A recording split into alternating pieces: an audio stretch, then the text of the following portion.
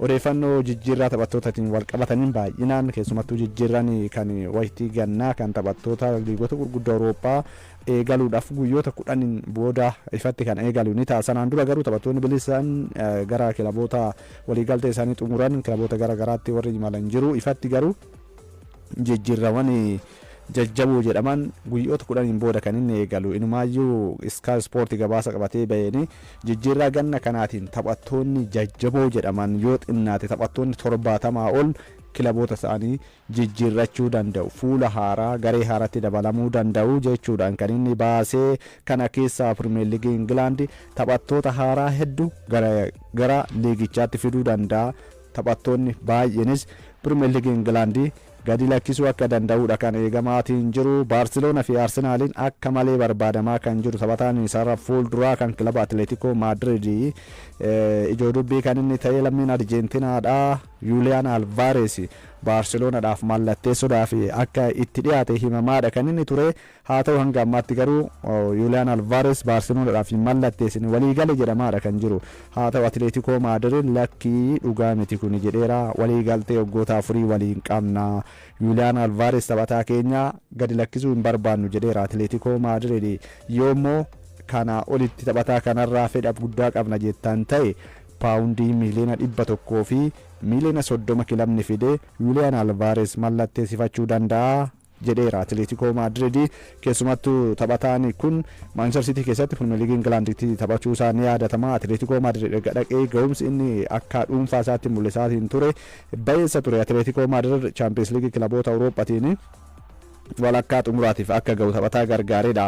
Taphataa kana Barcelonaadhaaf mallatteessuudha kan inni fedha qabu. Kanaan alatti Arsenal illeen taphataa kana mallatteessifachuuf baay'ee akka barbaadudha. Innis Barcelona yoo ta'uu baate ammoo Arsenaliif taphachuu akka barbaadu kan himamaatiin ture. Amma garuu paawundii miliyoona 100 fi miliyoona 30 kilabni fidee Julian Alvarez abbaa waancaa addunyaa kana Arjentiinaa waliin injifatee ammas qophiirra jiru kana mallatteessifachuu danda'a jedheera Atletico Madrid. Manchester City taphataa sarara gidduudha kan Nottingham Forest Elliot Hendersoniin mallatteessifachuu fi barbaada isaatti fufeera. Garuu kilaboonni lama taphataa kana harkatti qabuuf jedhameera. Manchester United fi Arsenal gabaa Henderson kana keessatti hirmaachuun dubbii kana akka ho'isaa jiranidha. Sky Sport kan inni gabaasee taphatichi kilaboonni baay'een isa barbaadaa waan jiraniif ammoo Nottingham Forest taphataa kana maallaqni inni ittiin gurguramu paawundii miliyoona 100 ol jechuudhaan kan dandeessan mallatteessifadhaa waan jedhe kan inni fakkaatu. Paawundii miliyoona 100 ol baasanii taphattoota sarara gidduutti bara darbe Premier League Englandin ga'umsa baay'ee mul'isanii fi dargaggoota ta'an keessa taphataan kulisee tokkodha. Nottingham Forest keessatti Manchester City ammoo sarara gidduutti irratti Rodri dhabuu akka danda'udha. Miidhamaanis wal qabatee akka baroota darbaniiti miti taphataan kuni. Bernardo Silvanis kilabicha gadi lakkiseera. Kanaaf Hendersoniin barbaadaa inni biraa kan Enzo Fernandez London warra cuquliisaa waliin adda ba'uu akka barbaadu himamaa. Enzo Fernandez lammiin Arjentiinaadha. Taphataan kun waliigaltee hanga bara 2032tti Chelsea waliin kan inni qabu garuu turuu hin barbaadu jedhameera. Manchester City Pep Guardiola gadi lakkisee iddoo isaa Enzo Maresca akka qacaru eegamaatiin jira. Dursee waliigaleeti kan inni jiru. Taphataan kun kanaan dura Chelsea keessatti ammoo Enzo Maresca waliin hojjechuu wal qabatee Manchester City sarara gidduutti irratti Rodriin kilabicha gadi lakkisuu akka danda'uu fi miidhamnis yaaddootti ta'aa waan jiruuf sarara gidduutti irratti taphataa kana barbaadaadha kan inni jiru. Paawundii miliyoona 100 taphataa kana kilabni barbaade mallatteessifachuu akka danda'uudha kan himamaatiin jiru. Addatti garuu wanti Enzo Fernandez waliigaltee isaa inni Chelsea waliin qabuun addatti waliigaltee qabaatus dursee gara Real Madrid imaluu akka barbaadu himuusaa ni yaadatama. Inumaayyuu Manchester City caalaa Enzo Fernandez gara Real Madrid imaluu akka danda'u Jose Mourinho taphataa kana fidachuu barbaadaa jedhameera. Real Madrid illee taphataa kana akka isaaf mallatteessu Enzo Jose Mourinho yaada akka qabu kan himamaatiin jiru. Innis dursee dhimma kanaaf adabamuu isaanii yaadatama. Chelsea keessatti Enzo Fernandez taphataan kamiyyuu Real Madrid taphachuu ni barbaada, kan hin barbaanne hin jiru. Anis Real Madrid taphachuun abjuu koo ture, abjuu taphattoota kamiyyuuti waan ta'eef jedhame yeroo san Liam Rosenyorin adabamuu isaanii yaadatama. Tapha lama Marc Cucurellaanis Chelsea gadi lakkisuu akka maluudha kan himamaatiin jiru. Inumaayyuu bakka taphataa kanaallee Chelsea taphataa akka barbaadaa jirudha. Kun ammoo Xavi Alonso Chelsea leenjisummaadhaaf gara London dhufetti dubbii cibseera. Garee haaraa kan biraa kan taphattoota haaraa ijaaruuf akka dirqamuu fi taphattoonni haaroftillee gara Chelsea akka dhufuudhaaf isaan dirqamsiisuudha kan himamaatiin jiru. Gaba biraatiin taphataan West Ham United Matthias Fernandes Pardo taphattoota ganna kana kilaba gadi lakkisaniidha kan himamaatiin jiru. Joe Gomez kan Wolves jechuudha taphataa dargaggeessaa Atletico Madrid taphataa kana mallatteessifachuu akka barbaaduudha kan himamaatiin jiru. Kana alatti Jack Grealish Manchester City gadi lakkisee ergisaadhaan Evertoniif taphataatiin ture.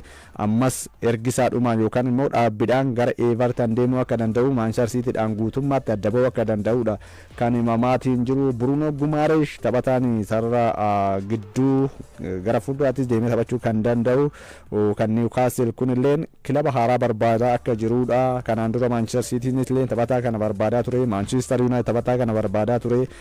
Ammas Bruno Guimaraes Newcastle ganna kana gadi lakkisuu akka danda'uudha. Dhuunfaadhaan ga'umsa baay'isa mul'isaa kan turee fi West Ham United waliin gara Championship Englanditti kan gadi bu'e lammiin England Jarrod Bowenis taphataa kilaboota jajjaboodhaan barbaadamuu fi ilmaayyuu taphatichi West Ham United gara gadiitti waan bu'eef gadi lakkisuu akka danda'uudha kan himamaatiin jiru.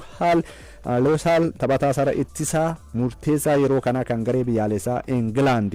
Taphataan kunis Newcastle gadi lakkisuu akka danda'uudha kan himamaatiin jiru. Kilaboonni jajjaboon taphataa kana ilmaayyuu sara ittisaatti daran akka barbaadaa jiranidha kan himamaatiin jiru. Taphataa saffisa qabuudha, dargaggeessaa ittisarratti hamma garee biyyaalessaa England filatamuutti taphataa ga'eedha.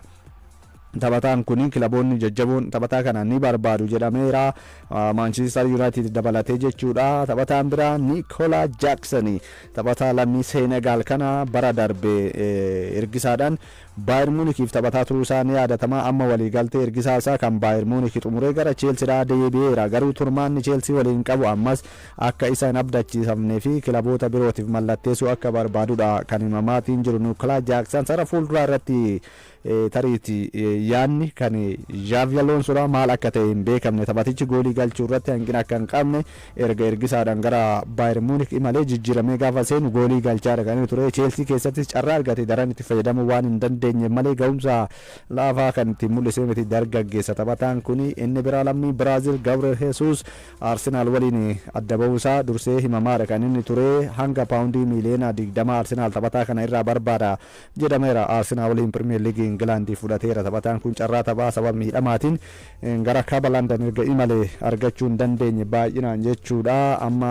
Arsenal gadi lakkisuu akka danda'uudha baay'inaan gara Biraazil illee gara liigii Biraazil imaluu danda'a jedhama. Kun gara La Liga Spaanis deemuu akka danda'u kan himamaatiin jiru. Gabriel Jesus ammatti kilabni isa barbaadu eenyu akka ta'e jijjiirawwan jajjaboo jedhaman kan eegaman keessaa gama keessumattuu Arsenalin taphataa kana daran akka barbaadaa jiran kan himamaatiin jiru. Kevicha Kvaratskhelia taphataa lammii Joorjiyaa. Taphataan kun PSG'n bara kana shaampiyoonii Awurooppaa walitti aansee akka ta'uuf taphataa murteessaadha. Taphatichi gara England dhufuu danda'a. Arsenal taphataa kana mallatteessifachuu danda'a jedhamaatiin jira.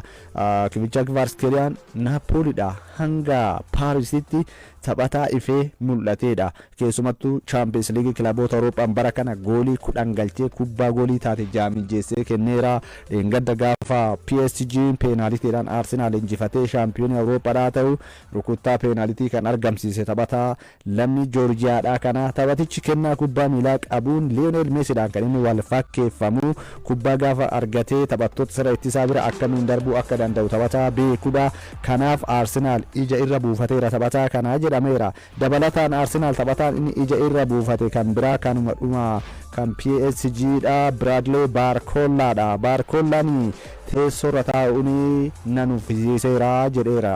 Gama warra Paarisiin taphatichi jijjiiramee yoo seenuun alatti carraan inni dhaabbiidhaan taphachuudha harka as dhiyeenya gadi sigaatee jira. Taphataa kanas Baarkoolaas Arsenaal akka malee akka barbaaduu fi Liiverpuul dabalatee Maanchiistar Yuunaayitid Biraadilee Baarkoolaa barbaadaa jiru jedhameera. Taphatichi numaayyuu Paaris turuu hin barbaadu jedhamaatiin jira. Roodiriin Maanchiistar Siitii gad lakkisee gara Bernaabodhaa gara Real Madrid akka deemuu barbaaduudha. Maarkaas Raashfoordis bakka hin arganne amma garee biyyaalessaa Ingilaandiif Ameerikaatti kan inni argamu. Taphataan kun dursee garas imaleera iddoo shaakalaa kan Inter Miami kan David Beckham keessatti shaakala hojjetaadha jira.